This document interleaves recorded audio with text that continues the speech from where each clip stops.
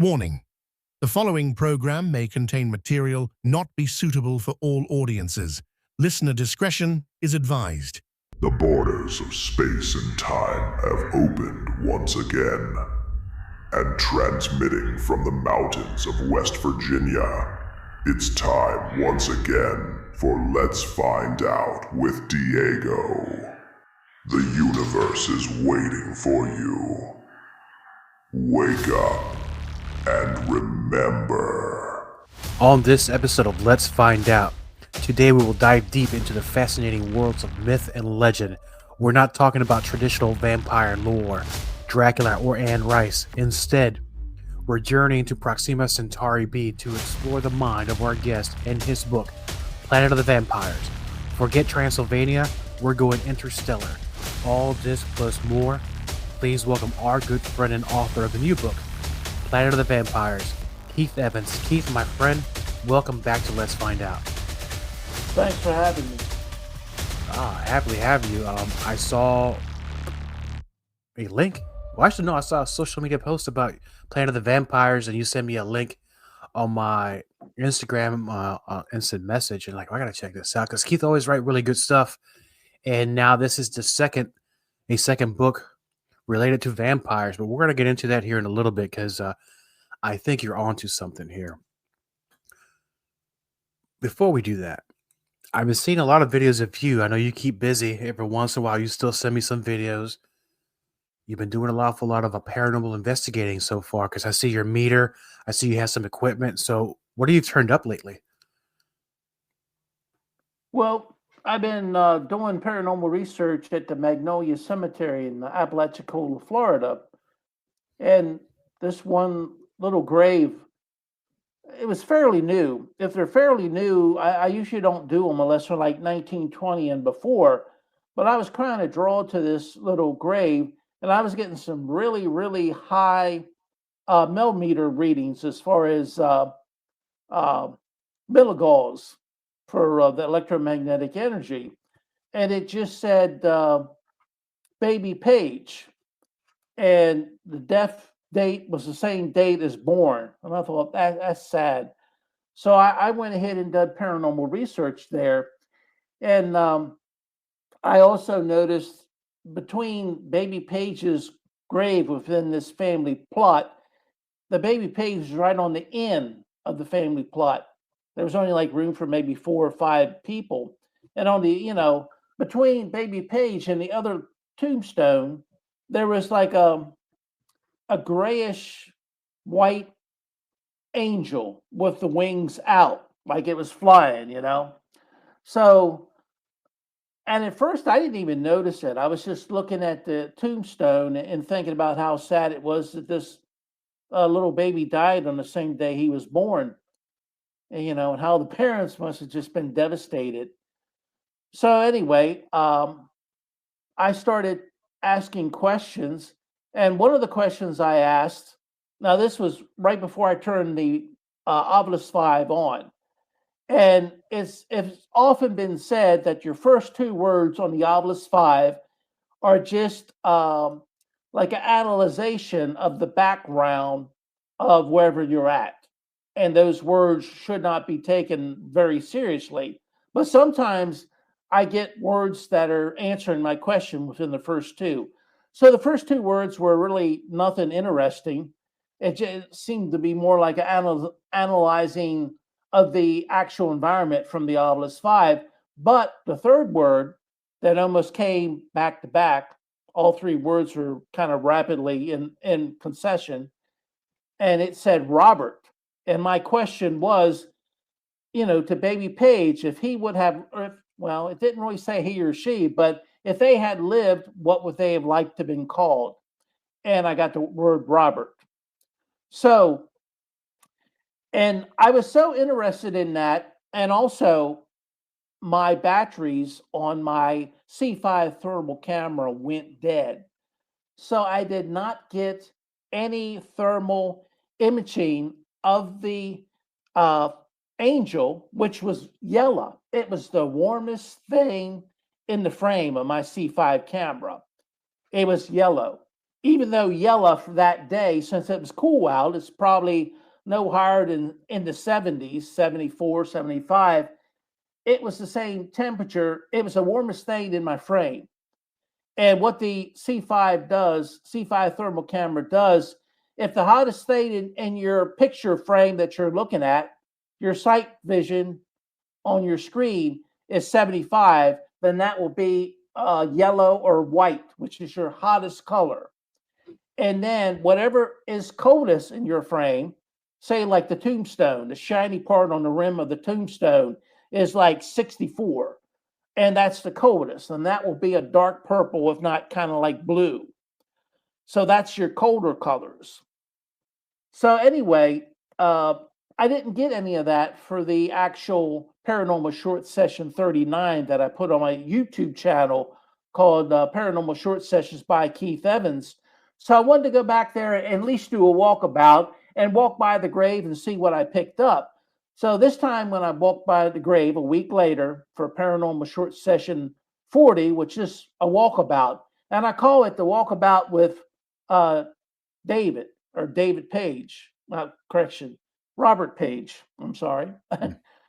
So anyway, I was walking around and I had walked away from the grave and I got actual C5 footage. My batteries in my C5 did not go dead this time. So when I walked away from the grave, I think that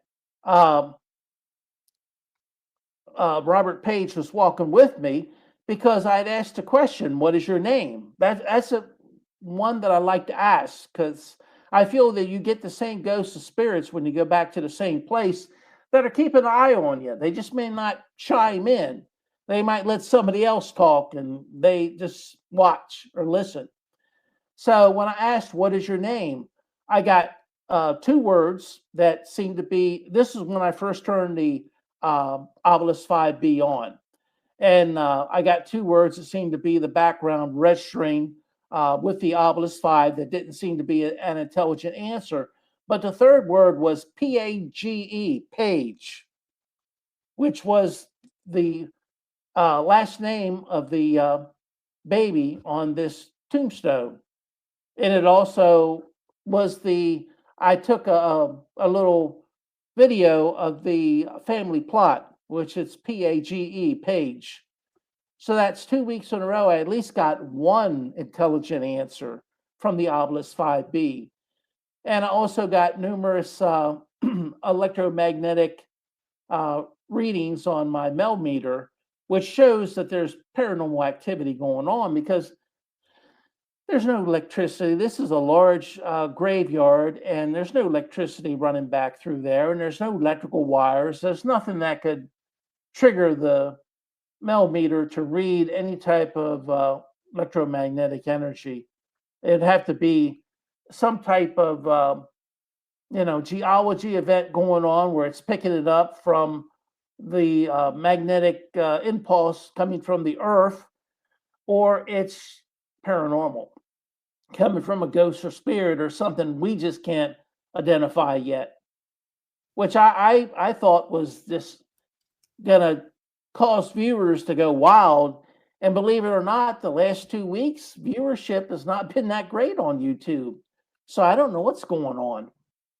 Well, it's not just you; it's been happening to me as well. But going back to what you were talking about, that's very remarkable that you got a direct answer as soon as you asked the question. Normally, in these investigations, it doesn't go quite like that. How soon after you entered the graveyard, turn on your equipment, you started asking the questions? How soon after that did you receive your answer?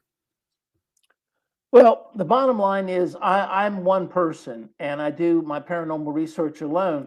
So I use equipment and then turn it off. And sometimes when I start out, I use the Mel meter because if I can find a place that has electromagnetic readings, usually the paranormal is good. So I'll start it with the Mel meter. And then after that, I switch to the C5 thermal camera. And then I turn that off and I switch to the Obelisk 5B. So I didn't get to the Obelisk 5B until I do promos ahead of time. I do 4 promos and I do 4 extras. They're usually anywhere from a minute or less. And the extras are usually maybe 30 or 40 seconds. So I put those on YouTube and Instagram so that I advertise my YouTube channel on YouTube. And so it was right after I turned it on.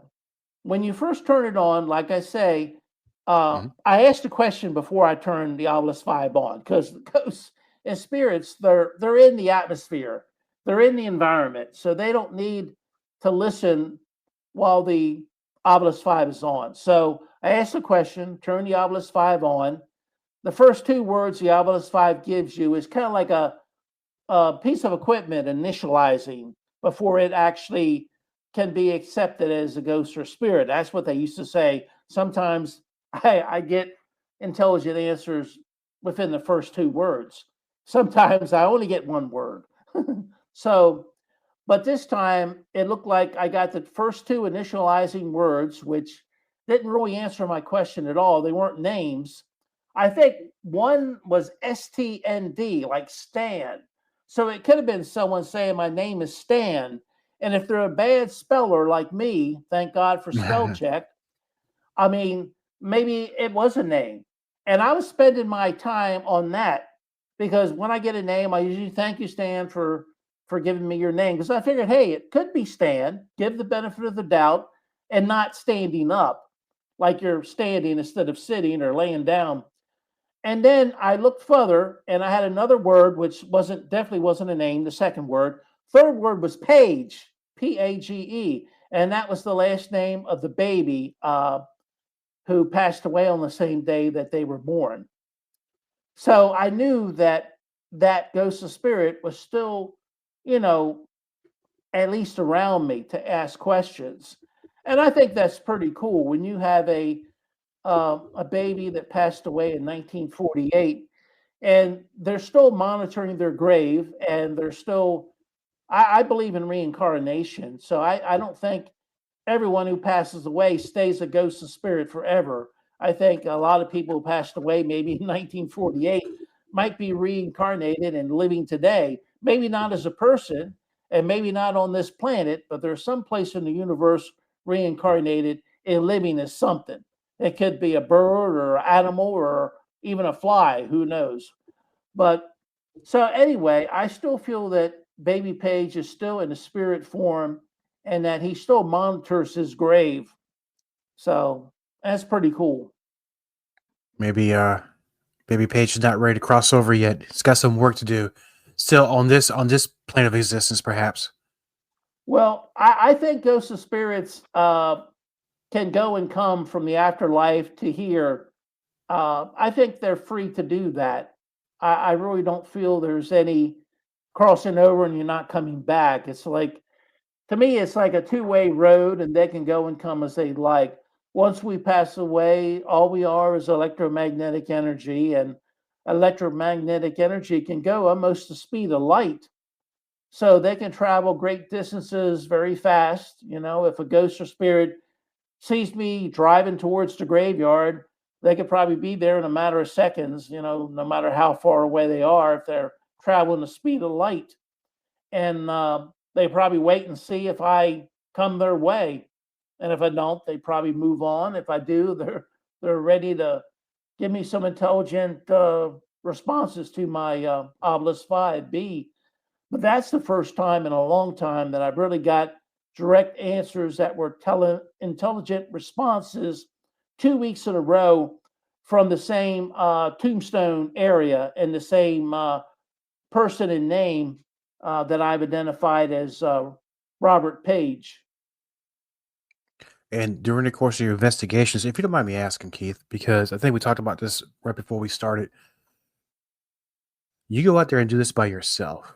Now, is there a reason why you explore by yourself? Because I can understand sometimes it can get quite chaotic with a group of people and not everybody's has the same mindset, perhaps. But why do you do it alone?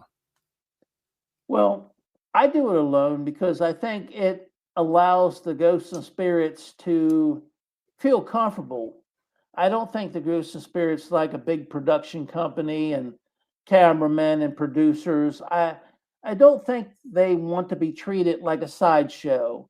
The same way if I had passed away, I would rather have someone interview me with a small camera, camcorder, or a cell phone video camera and just keep it like a one-on-one conversation. And most people in their lives, once you pass away, you have the same emotions that you would have when you were alive.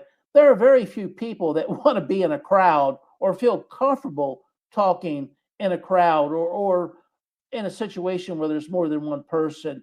And ghosts and spirits are the same way. So I think my paranormal is better because I do it alone. But I will say there are downfalls. If I had a team of like 3 or 4 people, we could be gathering. Some person could just have the millimeter. Some person could just have the Obelisk 5B. Some person could just have the C5 camera. And then as a team, they could work together.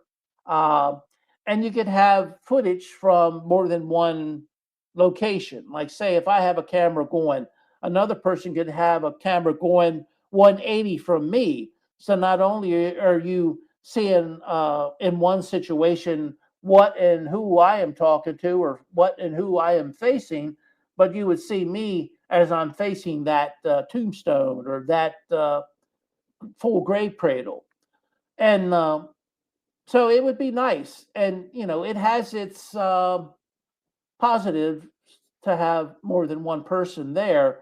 But I really feel that if you're there just to communicate and having one person makes it more of an intimate type setting where most ghosts and spirits feel more comfortable talking to you and communicating. And I always tell them before I start, sometimes before I start with the camera, because I've had ghosts and spirits tell me you're being redundant. And I guess they feel like if I'm on camera too redundant too often, people will tune out. So sometimes I do my whole thing before I turn the camera on. I say to Ghosts and Spirits, hi, my name is Keith Evans. I'm going to be taping this. It's going to be on YouTube. I'm going to be doing short videos and photos that are going to be on Instagram and also on Facebook. So sometimes I do that before I start because I think the Ghosts and Spirits didn't want me to be too repetitive because people at home don't want to see the same repetitive speaking every time. And they might just say, well, I don't want to watch him. Half of his beginning is just talking to the ghosts and spirits and explaining everything to them. I think people want to see you trying to obtain data. So, but that's what I do every time. And I think if the ghosts and spirits know where you're coming from, then they can choose whether they want to communicate with you or not. And I don't feel that all ghosts and spirits will communicate with me. There's some people in life that can't stand me. So I'm sure Oh there's my word. ghosts and spirits that can't stand me either. So if a ghost or spirit doesn't feel comfortable with you for whatever reason, they're probably not going to communicate with you. That's another reason if you have 3 or 4 people, well, there might be one person that they do feel comfortable with. And if you have a group, you can say send one person in at a time.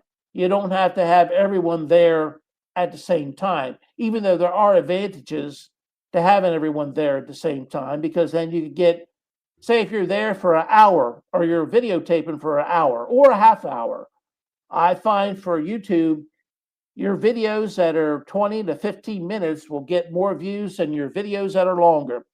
So I try to keep most of my paranormal short sessions down to 15 to 20 minutes. And if you had 4 people and they all had 4 different instruments, then you could be getting readings from 4 different instruments, not just, me doing it for 20 minutes using this instrument for 5 and turning it off and using another instrument for 5. So it might even be more interesting for people at home. But I have never really found too many people that I felt comfortable with. Most of the people who have wanted to do paranormal research with me were people who are like empaths. And I'm somewhat an empath. and I don't get enough at all to really talk about. But some people might have a stronger empathic abilities than I have, so they might be able to zero in. So, but as far as finding another person that's just truly into the paranormal research side by using equipment. Now, for instance, if something happens, like maybe 3, 4 weeks ago at the Magnolia Cemetery, I was near this tree, and my arms, both arms, from like the elbows down, started to itch intensely. And I do have allergies to trees and grasses, but they're usually not that bad.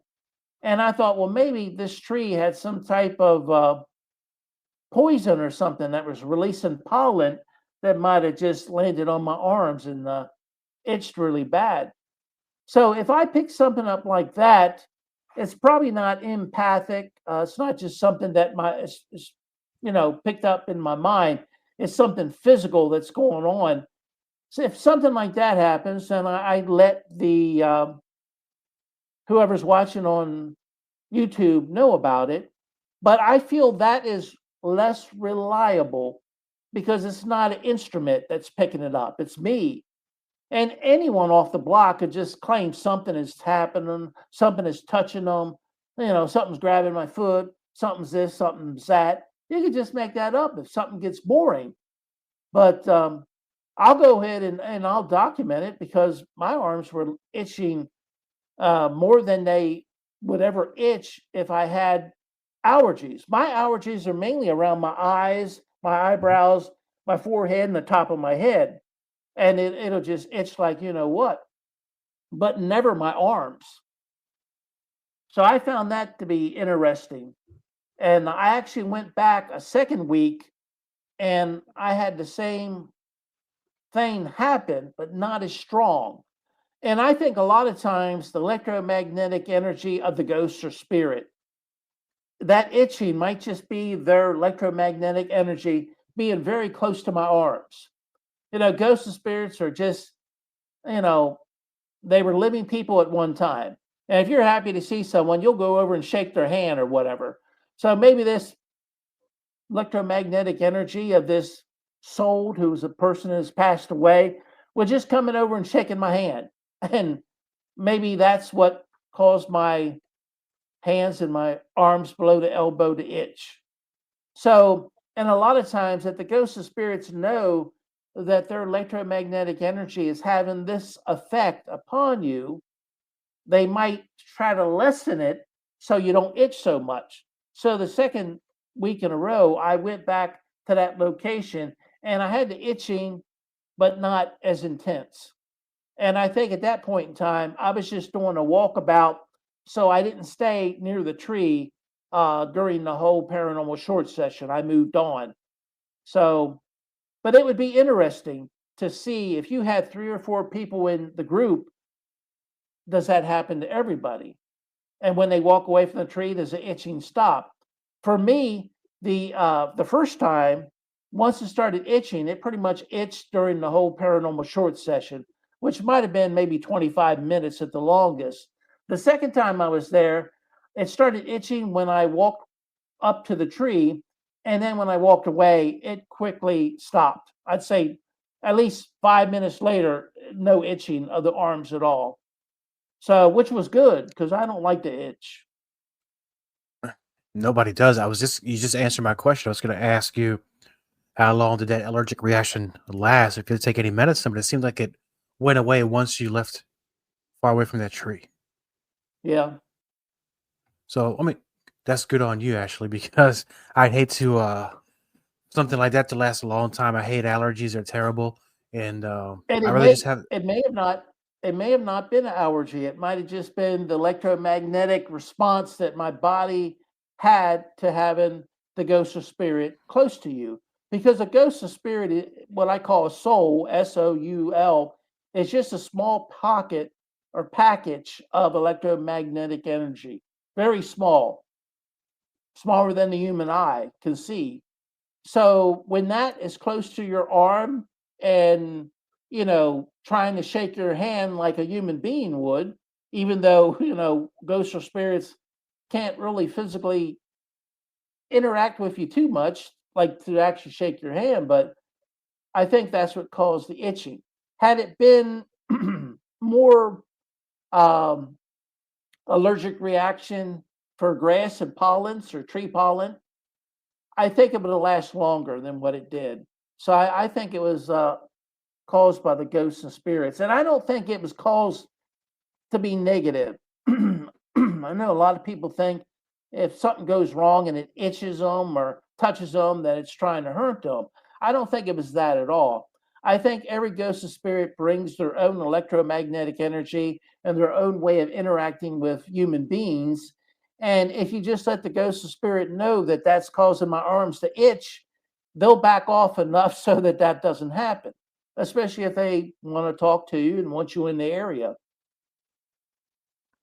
Kind of like people who are allergic to animals. The animal's not doing anything bad to you, but if you pet them, you get a certain reaction, and it happens though.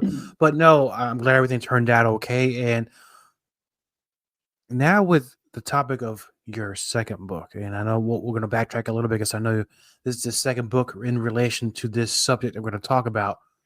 We're talking about vampires. We're not talking about traditional vampire lore or myth. When did your interest in vampires first begin? And the second part of this question is, where does Proxima Centauri B come into play? Because I know it's a big question here, but we have time. Well, I first became interested in vampires as far back as I could remember, probably middle school. I was always interested in the paranormal since I was like 4 years old, because that's when I discovered that I had empathic abilities to be happy about, say, a part of a house that my family had owned since the 1850s. And it was a part of the house that they were very proud of. And as a little kid, 4 years old, I'd get really smiles and happy when I was in that part of the house that had the what I used to call the pretty wood that was like shiny, glossy wainscoting, which actually shows the grain of the wood. It wasn't like my parents' house that was built in the early 60s or late 50s that everything was painted white.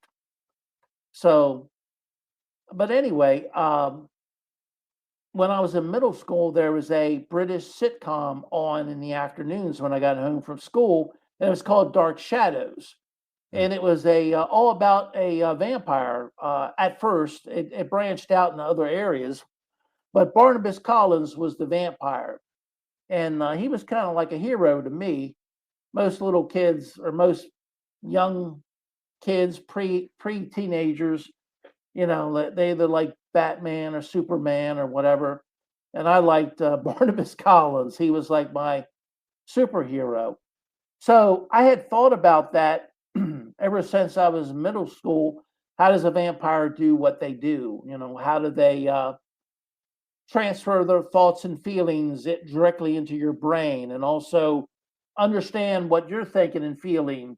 And how do they disappear into thin air, and how do they shapeshift into other animals? So as I went on through school and took many courses in science and physics and chemistry, I more or less had a theoretical scientific reason why vampires do all these things. And that's what I actually put into my second book, but my first book about vampires, Vampires Dead or Alive. And I really, when it comes, each chapter is about a vampire's abilities. Say like the vampire's ability to shapeshift. And I'll explain why the vampire can shapeshift, how they shapeshift.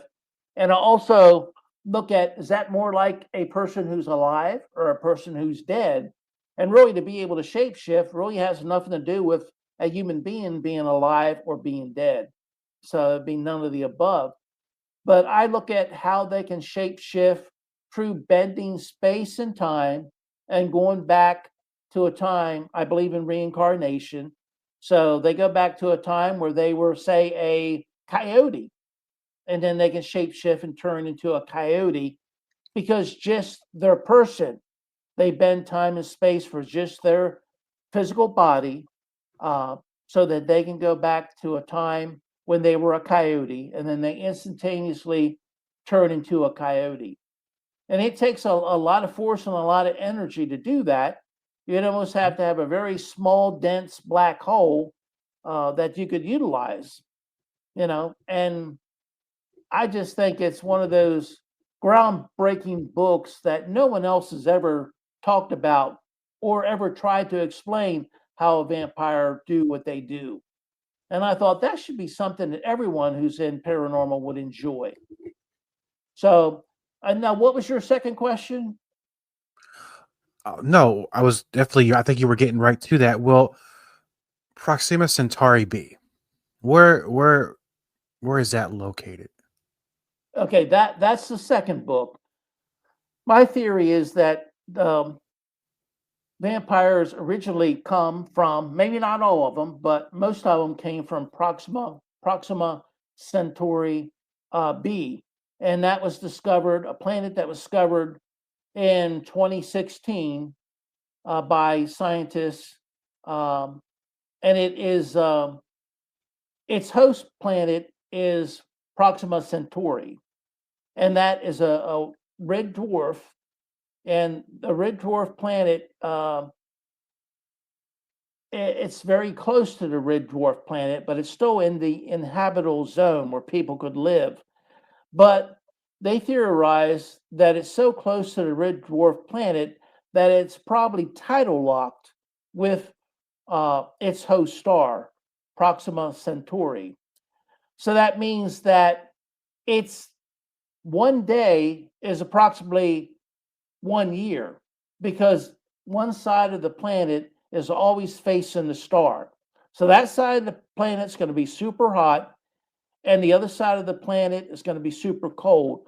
Kind of like the moon is tidal locked with Earth. One side of the moon is always facing Earth. So a day on the moon is going to be an Earth year, and a night on the moon is going to be a Earth year continuously. So that is my theory, and I try to back it up scientifically. I try to more or less set up a biosphere where vampires could live on Proxima Centauri B. And I just go through the day-to-day life, what they would need, anything from shelter. I think they mainly live in the cave system, just because of the severe hot or the severe cold would make it impossible to live on the surface. And I also feel that, with the living underground, they probably have a network of tunnels. They're probably very good on realizing you can't have too many tunnels close together or you're going to weaken your structure. So they're probably very good at geology and mining techniques. And they probably have underground rivers that they tap into. They have like water sources, underground lakes, or maybe even oceans that they utilize. So I try to go into the scientific end of this. It's a theoretical biosphere on Proxima Centauri B. And who knows, someday, the more we learn about Proxima Centauri B, I might be more right than wrong. And but there's no way of really knowing. So it's kind of hypothetical, but at the same time, that's my hypothesis that I'm setting forth to explain how the vampires live on this planet and what type of life they have.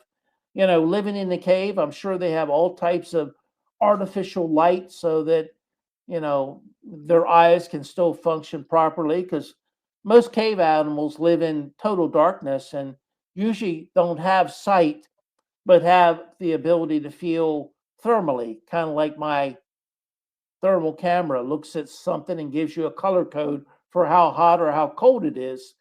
Most animals can feel heat and cold sensors instead of being able to visualize you. Then you know you're there because they feel your heat.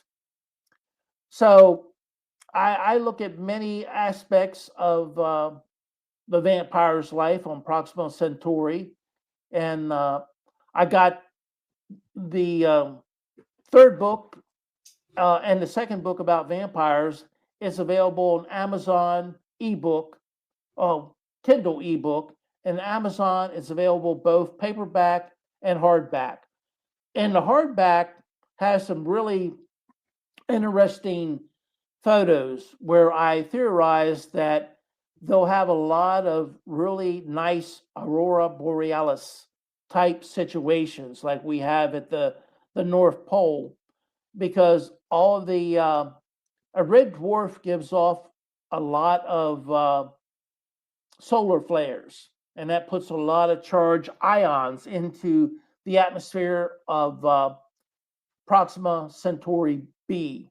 And those ions that are charged just fill the sky with beautiful patterns of colors. So, and that's my theory, and we know that from what happens on Earth at the North Pole. So, if you purchase the hardcover, you'll get to see those photos, which are pretty interesting. I look forward to seeing those pictures, my friend. Now, with the evolution of these vampires, because we're talking interstellar, and of course with vampires here on Earth, you talked about a black hole, maybe interdimensional. How do they get here? Differently than differently than some UFO species, we actually use vehicles to come here. How do they get here on Earth? How do they evolve here on Earth from their home planet? I think that they came in spacecrafts, and I think they're centuries ahead of us in technology. And vampires are very durable, and I think that they can go into like a hibernation state for maybe years. So if they get sick and tired of traveling in the spacecraft, they'll have some people on duty that have to be, you know, awake, and the rest of them can go into like a suspended animation, like a hibernation, so that they can travel and it won't seem like, how many light years away. They're 4.2 light years away. So if they have a spacecraft that can travel almost the speed of light, it would take them 4.2 years to travel from Proxima Centauri B to Earth. So I think if any species can withstand the rigors of space travel, it'd be the vampires. And I really feel that they've probably been here maybe long before human beings appeared. And my theory is they probably manipulated our DNA so that they could actually interbreed with humans. Because some of our DNA is not seen anyplace else in other animals on Earth. So that's probably because the vampires actually manipulated our DNA. And even if we are from Mars, then they manipulated our DNA on Mars to make us more like them. And I think they wanted to interbreed with us so they would have offspring that would not have to avoid our star's sunlight. The sun would just de-ravel their DNA, which will kill them. So I think they wanted offspring that their DNA would not de-ravel. And if you notice, how many other animals on Earth get a sunburn or a suntan? We're the only animal on Earth that happens to. And that's probably because we have some vampire DNA within our, DNA. That's very interesting because the minute you asked that question, I started to think all these animals pictures flashed in my brain. I was like, I don't think any of them can actually get a tan. No, Uh or Humans are the sunburn. only, or some only human animals can. Now, in the spirit of humans and vampires, classic folklore has it where vampires usually feed on humans or they can feed on animals to drain their blood or to generate other vampires because they don't always kill. Eventually you bite a person, that person can potentially turn into a vampire. These species of vampires? Were they involved in that type of behavior as far as feeding on humans, or in now in the spirit of developing humanity to be more like them? Was it a case of them biting into a human, to use a generic term, and then passing that DNA to that next human to be more vampire-like? Well, I'm not sure if you can pass um, DNA through a bite. You might be able to pass pathogens like maybe bacteria or something like that, or maybe even a fungus through a bite. But I don't think you can pass DNA through biting, even if you have puncturing teeth. And I don't think most vampires go around killing or drinking. They drink blood, but I don't think they, you know, do it as viciously as it's been portrayed in the past. I think they do drink blood. And the reason why they drink blood on their planet is they don't have to kill animals. Just think about it. If we could go out and drink some blood from a goat and from a chicken and then eat vegetables or something, we wouldn't have to kill a single animal. And on Proxima Centauri B, their animals don't multiply very quick. And their animals live like vampires forever. A vampire can be destroyed, but it doesn't have a definite death cycle. It can live, forever, possibly, but it can be destroyed. If a vampire is exposed to severe heat or fire or nuclear radiation, or a bomb explodes and the vampire is close by, that will destroy a vampire. But a lot of the plants on Proxima Centauri B, they're like vampires. They live forever. They don't have a definite lifespan, and it's blurred. The animal and plant kingdom is kind of like one and the same. Animals have both the ability to photosynthesize food, and they also can get nutrients another way, kind of like a tree with roots. And their animals don't have a need for locomotion. They don't have to run fast like animals here have to run fast to avoid being ate by something else. So most of your animal and biological plants, which are all in the same, I call them like the warm-blooded, cold-blooded animals. They're stationary. They just stay in one spot all their life unless somebody physically moves them, like we would dig up a tree and move it. And I think a lot of these animals have outer covering, like say a cat or a dog would have hair. And if your cat's or dog's hair gets too long, you could trim it. Well, I think the vampires can trim the outer covering of these biological plant animal type stationary beings or species, and then soak that whatever the outer covering is, whether it's like a shingle off of a roof or hair like a dog's hair, or even maybe like a scales or something. They can take that off without harming the plant animal type species, and then they can like soak it in water and drink it more like a blood tea. And I think there's red blood cells in these animals, or plant type animal mixture. There's red blood cells in their outer layer that the vampires can take off. And I think that their outer layer probably is more nutritional in their blood. Our blood is not that nutritional. So I think on Alpha Centauri B, vampires don't have to drink a whole lot of blood to get their daily allowance of what they really need to survive. And here, vampire bats in South American caves, a lot of times they'll starve to death because they don't get enough blood to keep them from starving to death. And it just shows you that blood on Earth is not that nutritional. You need a lot of it to stay alive. And, these poor little bats, there was some research group from, I think, New Zealand, that it did research. The name is in my book, and they did the second book. They did research on what the difference was between the fruit and bug eating bats versus the vampire bats who only drink blood. And the vampire bats don't bite anybody. They just scratch the surface of like a cattle or whatever, elk, and then they just sip on the blood. So, and they usually do it when the big animal doesn't even realize it. So the big animal doesn't even realize it's being, bitten on. It's that subtle.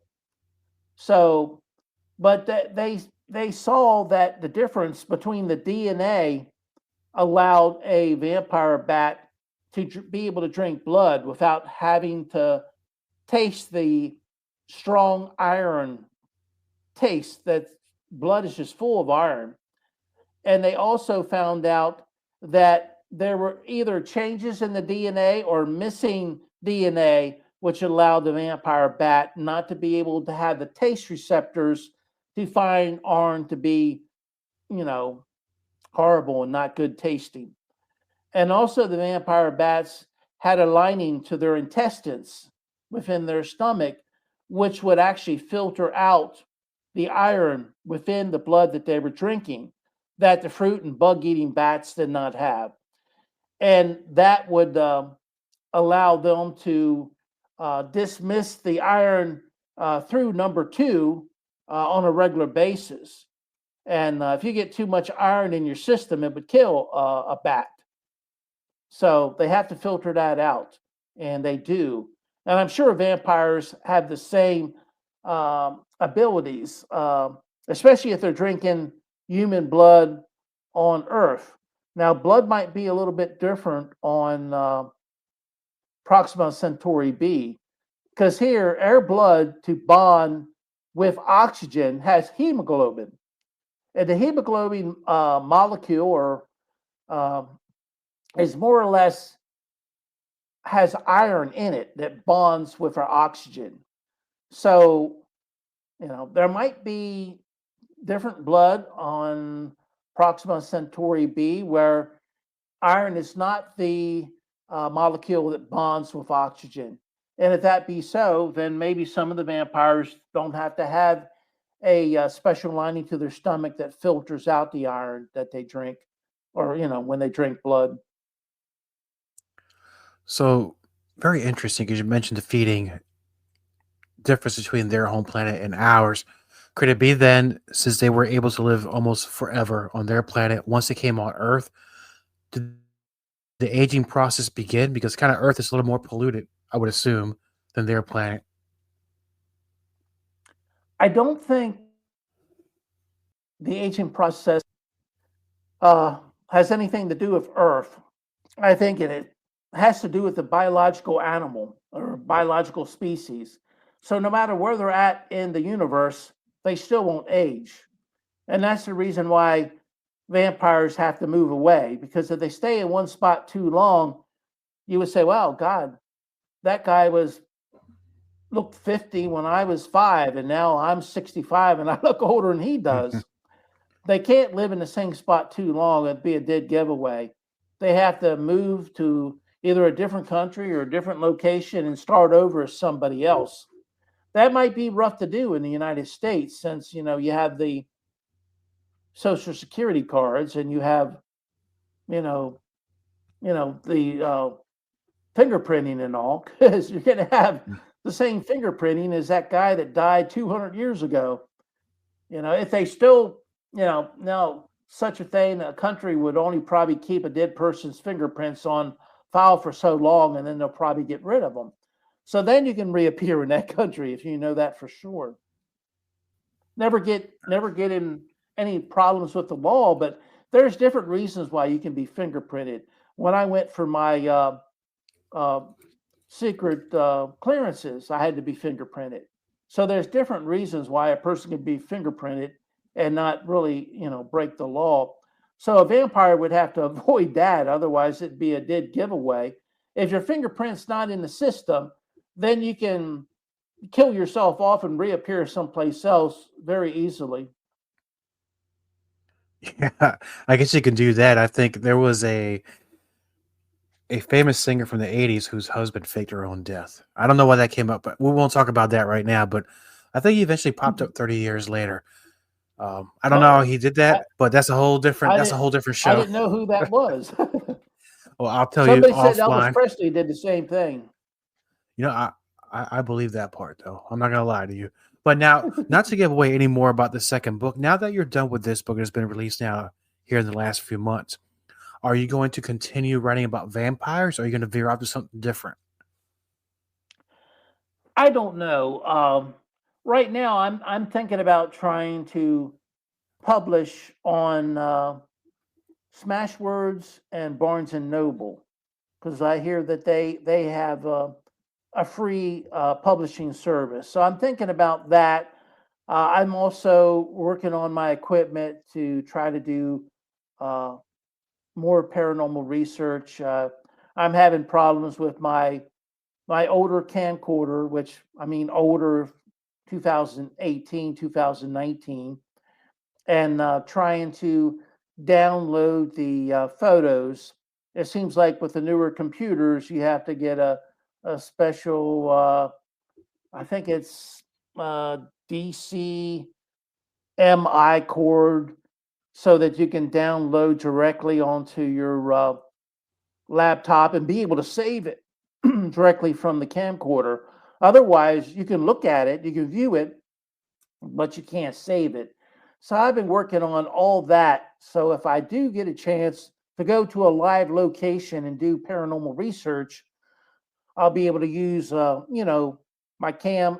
video from my camera, cell phone, and also my camcorder, and also I have a uh, infrared camera. So I'm trying to get all that up to par, and every time they do updates with the computer, something changes, and then you got to figure out another way to save your um, information. Unless you want to buy a whole lot of SD cards, you need to be able to download the information off the SD card so you can have it empty to be able to reuse it again. And I would definitely like to work on another book. Um, right now, I'm kind of leaning towards a place that I had completed paranormal research in 2020, and that was in St. Augustine. The owners had called the three-story townhouse the 1880 Victorian. So I would like to write a book about that. That was very interesting and had some unique paranormal experiences that I hadn't had in other locations. So that would be probably my next, but you never can tell. I wasn't going to write a book in 2025. I didn't really have any ideals. And then in July, somehow Planet of the Vampires kicked in. And, I wrote a chapter every day for like maybe 3 or 4 weeks. And then quickly after that, published it. So it was published in early September, I think maybe the 10th or 9th of September. So I wasn't even planning that. It just kind of came to me. So who knows what's going to happen in between time. I like to work on it all at the same time, but sometimes life happens in between, and before you know it, the week's gone, and you haven't worked on what you would like to work on as much as you would have liked to. So time goes fast. It sure does, my friend. And when you eventually release the next book, I'd like to invite you back on the show. We'll definitely talk about it. And now I know you Sounds mentioned it great. earlier for our friends, the listeners of Let's Find Out, that want to learn more about you, your books, and where you're going to be next. Where can they find out? Well, right now, my first book, The Hayes House Ghost for People 2, is only available ebook on Kindle. And my second book, Vampires Dead or Alive, is available ebook on Kindle and Amazon paperback. And my third book Planet of the Vampires is available ebook on Kindle and paperback and hardback on Amazon. And I'm also available on my YouTube channel. It's called Paranormal Short Sessions by Keith Evans. And I've been putting my paranormal short sessions and my promos on there and my extras on there for about maybe since 2021, April of 2021. In fact, I might have some of the footage from the 1880 on there, if I remember correctly. So it might go back to the 2020 as far as some of the older footage, at least the oldest footage. So anyway, you can check that out. It's free to subscribe to my YouTube channel called Paranormal Short Sessions by Keith Evans. Awesome. And I'll put all the links to your sites and for your books on the show description once the episode is released. Keith, my friend, thank you for coming back on Let's Find Out. I look forward to having you back, and I'll see you soon. All right. Thank you. Appreciate it. Thank you, my friend. Copyright Diego the Podcaster. All content for Let's Find Out is the property of Diego the Podcaster and is served directly from our servers with no modification, redirects, or rehosting. All celebrity impersonators are paid performers. The impersonated celebrities do not endorse or promote any views or opinions expressed by our guests, Diego the Podcaster, or Let's Find Out. The information shared on Let's Find Out with Diego is provided on an as-is basis, with no guarantees of completeness, accuracy, usefulness, or timeliness.